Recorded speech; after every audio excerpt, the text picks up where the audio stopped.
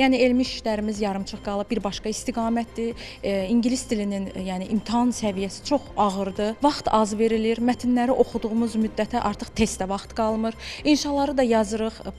Yaxşı səviyyədə artıq onlarda vergül səhvləri, bağlayıcı səhvləri, bunlar nəzərə alınır. Yəni elmi işimiz də öz aktuallığını itirir. Yəni təzədən biz məcburuq başqa bir elmi iş götürməyə. Bu da artıq 4 il vaxt deməkdir. Biz bu imtahana hər il hazırlaşırıq. Ancaq hazırlaşsaq da, yəni nəticəni əldə edə bilmirik. Çünki imtahan səviyyəsi çətindir və çətin olduğuna görə də biz heç bir nəticə əldə edə bilmirik. Ona görə də istəyirik ki, ya ləğv olunsun, ya da ki, müəyyən yüngülləşdirici tədbirlər görülsə daha yaxşı olar. Oxuduğumuz da olmur orada. Yəni kosmosdan, astrofizikadan, bayaq da qeyd etdiyim kimi, yəni iqtisadi cədvəllərin təhlili. Mən heç onu Azərbaycanca eləyə bilmirəm. Mən iqtisadçı deyiləm.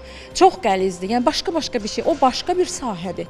Bizim oxuduğumuz istiqamətimiz başqadır. Məndə tarix sahəsidir və Qafqazda münaqişələrdir və mənim özüm itirir öz aktuallığım. Mən düşmüşəm ingilis dilindən dalınca. İngilis dilindən 3-cü ildə artıq 2 baldan 3 baldan yandırıram, keçə bilmirəm. Hətta elə şəxslər var ki, 8-9 dəfə eyni imtahandan kəsilib. Nəticədə elmi işlərini müdafiə edə bilmirlər. Məsələ ilə bağlı Ali Attestasiya Komissiyasına sorğu ünvanladıq. Lakin iş gününün sonuna qədər sorğumuza cavab verilmədi.